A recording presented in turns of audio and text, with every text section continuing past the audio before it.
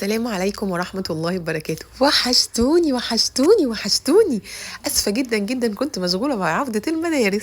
جيت لكم تاني وعاملة لكم شوية جمبري وشوربة ويلا بينا. بصوا يا حبايبي، حلتي كانت على النار وفيها نقطتين 3 زيت، عشان دي شوربة مش بنحط زيت كتير. نزلت عليها بالبصل، قلب قلب يا دودو، قلب قلب يا دودو. تمام تمام. كنت طبعا دقة التومة وحط عليها شطة وكمون.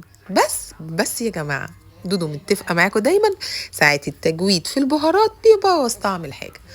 هاخد بقى منها ايه؟ هاخد منها يا دوبك مقدار، بصوا اللي هو يا دوبك، يعني زي ما يكون فصين، لان دي شوربه مش مطلوب ابدا يكون فيها توم كتير، بس احنا عايزين التوم يدي تست كده، ريحه وطعم مع البصل.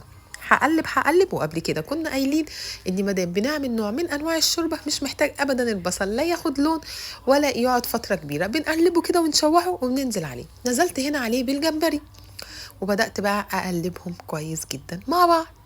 حلو الكلام، حلو الكلام. المهم، واحنا بقى ايه بنقلب، انا كنت حاطه على جنب شويه شطه على كمون كده، فانا بحب ازود شويه، فروحت مزوده حبه كمان عشان احنا بنحبها سبايسي. والصراحه الكمون روح السمك، طول عمري اسمع المعلومه دي ان الكمون روح السمك، ففعلا فعلا الكمون مع السمك حته تانية. ونزلت عليها بشويه بهارات وقلبتها كويس قوي. هنيجي بقى للمرحله اللي بعد كده. طبعا الحاجات دي مش مطلوب ان هي تغيب على النار في التشويح، لاني المفروض ان احنا هناكل شوربه، يعني حاجات مسلوقه. هننزل هنا عليها بالصلصه. اللي عندها صلصه متسبكه في التلاجة مفيش مشكله، اللي هتعمل صلصه في البيت برضو مفيش مشكله، اللي عندها صلصه جاهزه برضو مفيش مشكله. المشكله بس ان احنا هنا في فصل الشتاء، او في الفصل يعني شهر 2 ده بالذات، الطماطم بتبقى بيضه شويه، البيضه دي بيضه شويه، فلما مهما تحطيها ما بتديش لون، بتدي يعني تلاقي الاكل لونه فاتح شويه. عشان كده انا استخدمت الصلصه دي، لان انا بحب الشوربه دي تبقى لونها احمر احمر يعني. نزلت بمعلقتين صلصه وبدات بقى ايه اقلبها. ما تنسوش ان احنا دايما بنبقى مجهزين ميه سخنه لاي نوع من انواع الشرب، شوربه لحمه، شوربه فراخ. المره اللي فاتت لما عملنا حتى شوربه الكوارع كنا شغالين عليها بالميه السخنه لما زودناها. قلبت كويس قوي، وعايزه اقول لكم ان هي تحفه تحفه تحفه تحفه تحفه، يعني هتعجبكم. بقعد اوصف لكم وبعدين ارجع اقول ايه، هم يجوا يدوقوا يعني. انا عماله اوصف، طب هو لازم يدوقوا. انتوا مش ناويين يا جماعه تيجوا تتغدوا عندي بقى؟ بصوا المنظر، بصوا بقى البصله بصوا لون الجمبري بقى اتغير كده مع لون التسبيكه ومع لون الحاجه، تحفه. كنت بقى مجهزه لها زي ما قلنا حبه ميه كده، وكنت مسخناهم تمام عشان ما تاخدش معايا كمان وقت، ورحت نازله عليها بشويه الميه.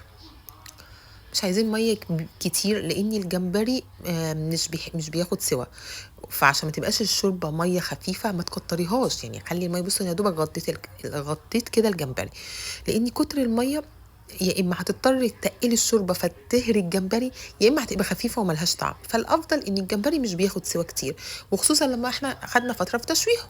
تمام. هنا بقى كنت حطيت ورقين اللورو وحطيت عصر الليمون.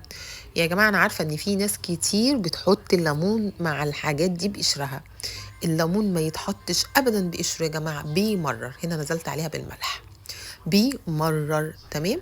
في الحاله دي هتبقى الشوربه بتاعتك مره، اعصري الليمون بس. في ناس هنا هتقول لك طب انتي دي شوربه جمبري، ما احنا بنعرف نعمل شوربه الجمبري. يا جماعه على فكره في حاجات فعلا ناس ياما، يعني انا مثلا فيديو الكبده ناس ياما قالت لي ان هي ما كانتش بتشوح التومه، فممكن حد يستفيد. بصوا بقى منظر الشوربه تحفه. وهنا بقى كنت قدمتها، جربوها، والجمبري كان طعمه حلو قوي ولذيذ جدا.